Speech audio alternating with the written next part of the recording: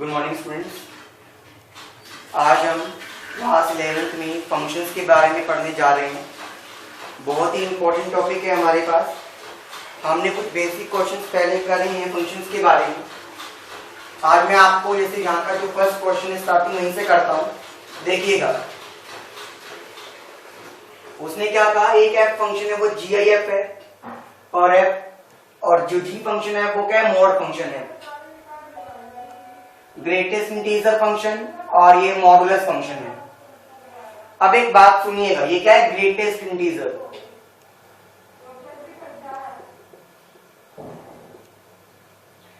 तो हम उसको सॉल्व करना है।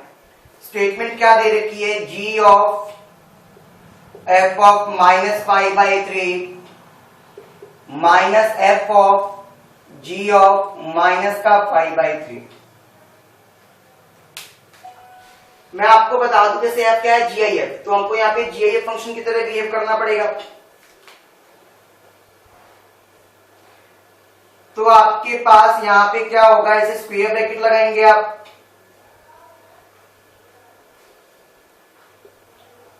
यहाँ पे f क्या है, GIF, और g फंक्शन क्या है मेरे पास, मॉडुलस।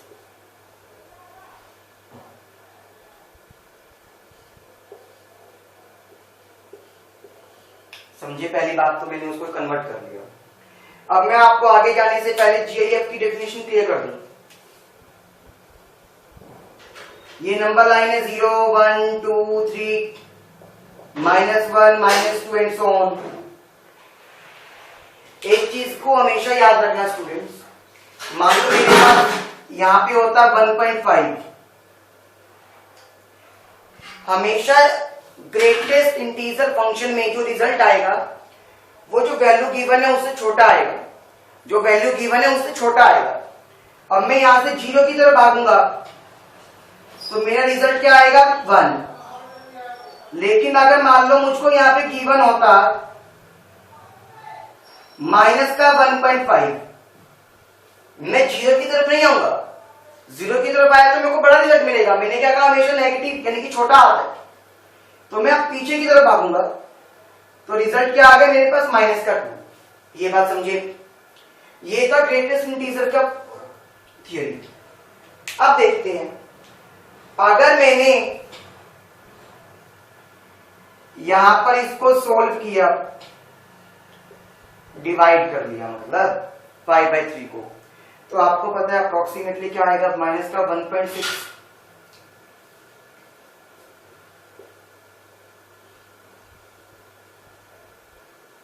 -1.6। आपको ये पता है ग्रेटेस्ट इंटीजर फंक्शन में -1.6 होता। छोटे की तरफ जाऊंगा तो -2 बनेगा पहला काम।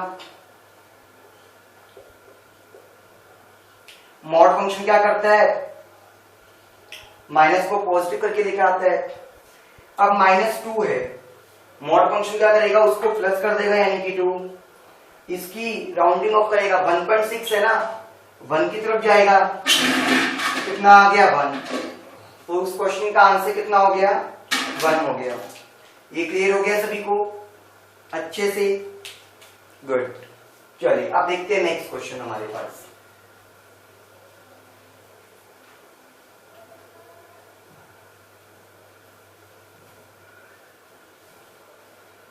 अब आपके पास जो क्वेश्चन है, जैसे डोमेन निकालना सीखेंगे अब तुम। डोमेन निकालने के लिए आपको मैं एक चीज बता दूं, फंक्शन कभी भी मेरा डिफाइंड कब नहीं होता, जब या तो इनफाइनाइट यानी कि नॉट डिफाइंड आ जाए, या फिर मेरे पास इमेजिनरी आ जाए। इमेजिनरी का मतलब रूट के अंदर नेगेटिव आ जाए, और नॉट डिफाइंड मतलब डिनोमिनेटर में 0 आ जाए। ये 2 कंडीशन याद रखना। जैसे फर्स्ट क्वेश्चन है, तो डोमेन निकालने के लिए हमेशा अगर डिनोमिनेटर गिवन है तो सबसे पहला अटैक आप करोगे डिनोमिनेटर पे। x² - 8x + 12 इसके फैक्टर्स बना लो। अब क्या बनेंगे, +12 है तो -6x -2x। x कॉमन लिया मैंने तो x - 6, यहां से क्या होगा, -2 कॉमन। आपके पास रिजल्ट आ गया। वो कहता है ये कभी 0 नहीं होना चाहिए।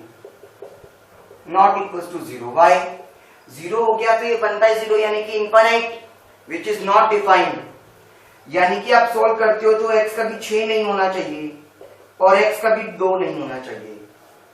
उसके अलावा कुछ भी हो सकता है, हाँ जी कुछ भी हो सकता है। तो मेरे पास डोमेन क्या निकलेगी, r मतलब रियल नंबर, कोई भी रियल नंबर आ सकता है क्योंकि सिंपल पॉलिनोमियल है, स्क्वायर रूट का चक्कर भी नहीं है। सिर्फ और सिर्फ 2 और 6 को छोड़कर, 2 और 6 को छोड़कर मैं ब्रैकेट करली लगा रहा हूं, इसका मतलब होता है इंडिविजुअल एलिमेंट, इंडिविजुअल एलिमेंट। अगर मैं यहां पे लगाता ऐसे वाला ब्रैकेट तो वो 2 से लेके 6 तक आने वाले सारे नंबर देता, 3 4 5 भी, तो वो तो क्या हो जाता मेरे पास गलत, क्योंकि it will contain 3 4 and 5 also, that is not feasible, that is incorrect. ये क्लियर हुआ, डोमेन निकालनी आ गई। फिर मेरे पास आता है अब रेंज, अब आता है सेकंड पार्ट। अब क्या कहता है, 1 बाय में अंडर रूट एक्स माइनस में मॉडुलस ऑफ एक्स।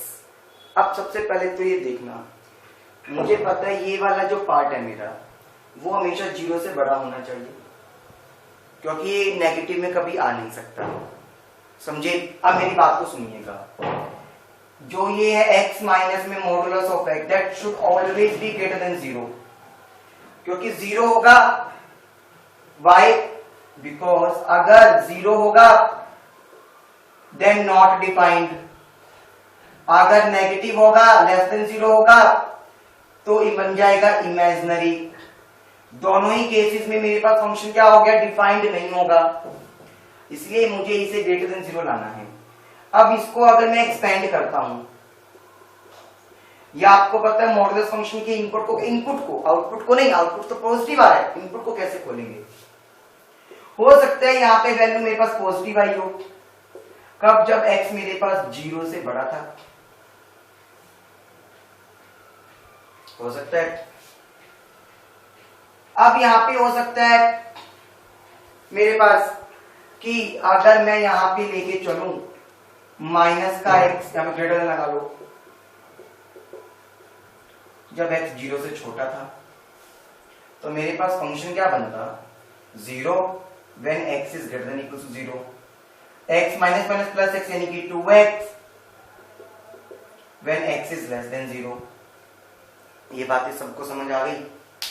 मैं फंक्शन को खोलूंगा, देखो फंक्शन को एक्सपेंड करना जरूरी है, फंक्शन को एक्सपेंड किया तो मेरे पास ऐसा बनेगा अच्छे से। अगर ये मेरे पास एक्सपेंशन में आ गया, अब एक बात देखो, 0 से बड़ा होगा, कोई भी वैल्यू डालूंगा for any value greater than 0, तो रिजल्ट 0 आ रहा है, तो यानी कि मैं फंक्शन में डालूंगा तो 1/0, यानी कि क्या बन गया, नॉट डिफाइंड। लेस देन 0 पे बात करता हूं, मान लो मैंने यहां पे मान लिया x की वैल्यू -1 है, तो 2 इंटू -1 कितना हो गया, -2, तो इस केस में मेरे पास 1 बाय में अंडर रूट -2 गिव्स इमेजिनरी, कोई भी नंबर आ जाएगा माइनस में, तो दोनों ही केसेस में क्या हो गया, फंक्शन नॉट डिफाइंड।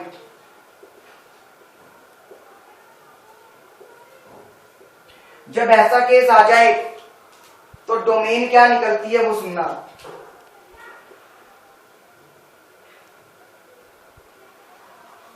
जब कुछ आया ही नहीं तो नल सेट यानी कि एम्प्टी यानी कि फाई। आपको पता है अब तो ये कैसे करते हैं, नल सेट और फाई यानी कि एम्प्टी सेट। ये क्लियर हो गया सभी को, आ गया होगा ये क्वेश्चन भी सबको, उम्मीद करता हूं मैं, बड़ा आसान था हमारे पास। क्लियर, चलिए अब हम करते हैं मेरे पास जो थर्ड क्वेश्चन है।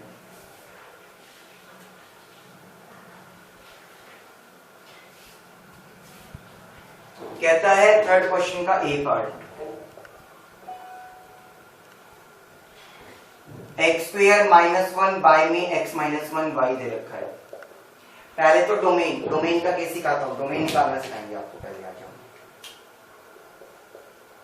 डोमेन हमने उसमें भी कर लिया, आप इसमें भी देखेंगे ताकि क्लियर हो जाए। डिनोमिनेटर को देखा करो, मैंने कहा था क्योंकि डिनोमिनेटर तो डिनोमिनेटर को देख के मुझे पता चला ये 0 नहीं होना चाहिए,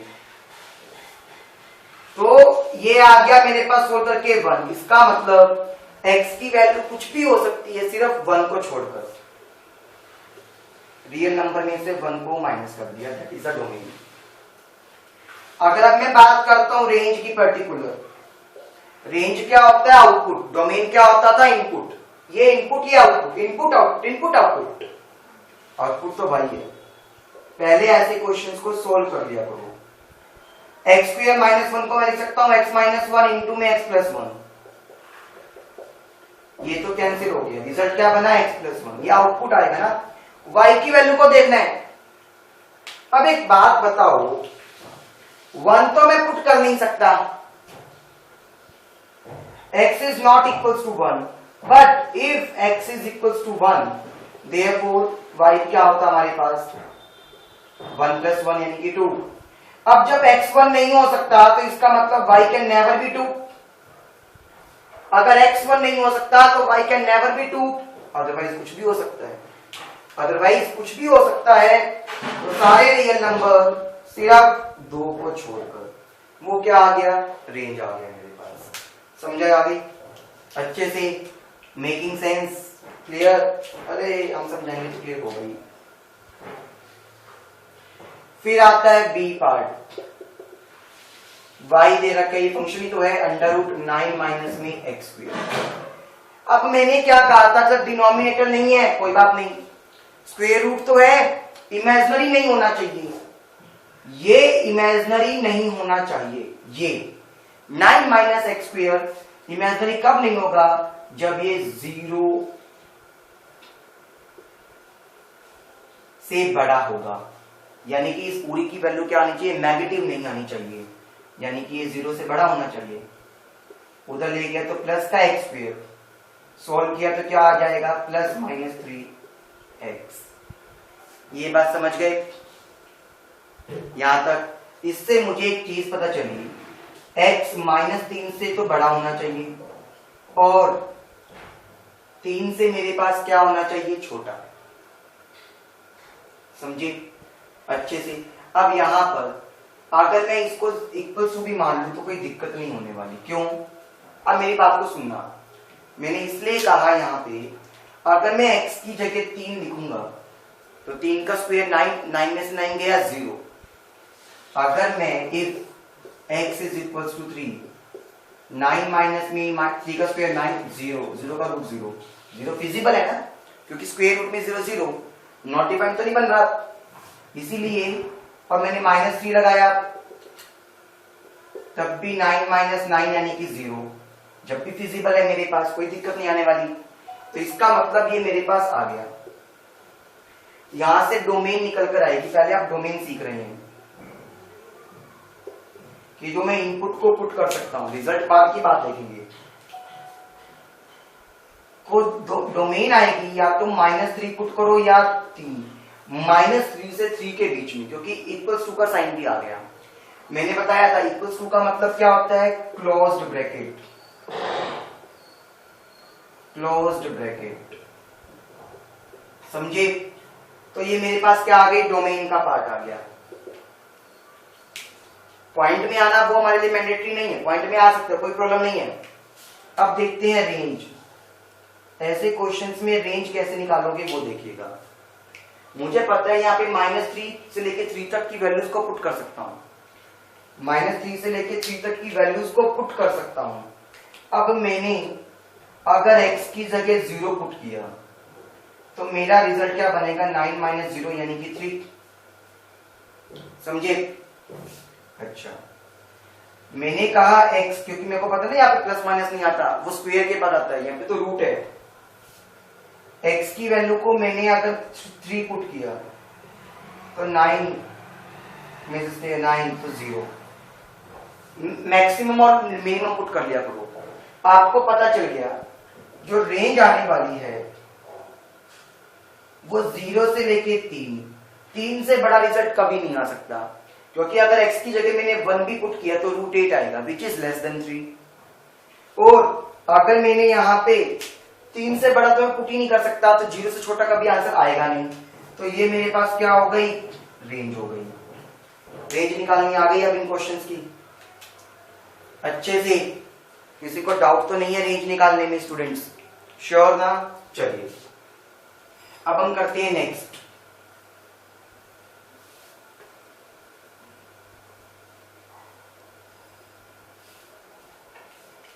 अब आपके पास जो नेक्स्ट क्वेश्चन मेरा चल के आता है सी पार्ट, कहता है एफ ऑफ एक्स दे रखा है modulus of x minus 1 by में x माइनस 1। पहला काम तो डोमेन।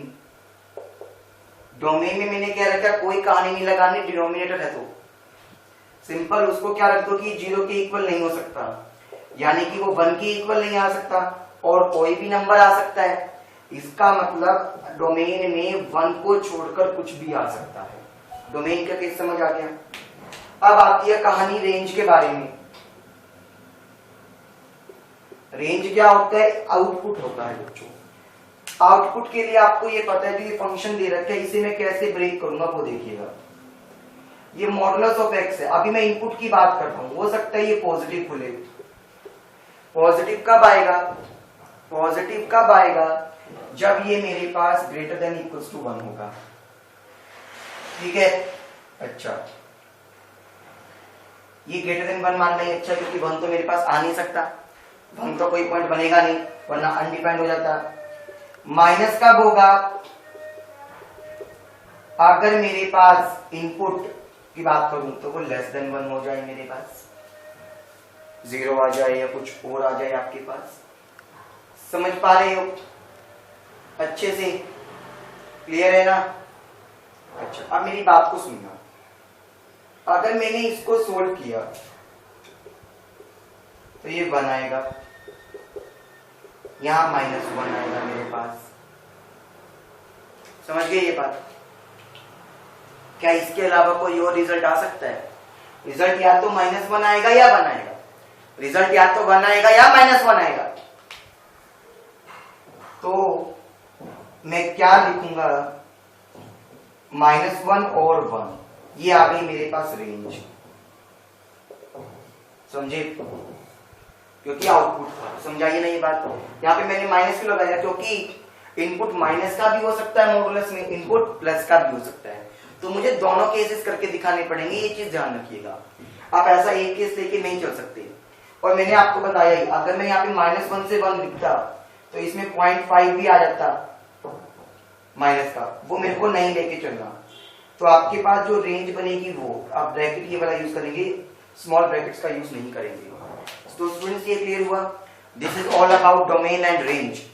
अगर आपने मेरे लेक्चर को बहुत अच्छे से लास्ट तक देखा है तो ये मैं श्योरिटी देता हूं आपको कि आपके पास डोमेन एंड रेंज का कोई भी क्वेश्चन आ जाए आप उसमें गलती नहीं करेंगे। क्लियर हुआ? Thank you students.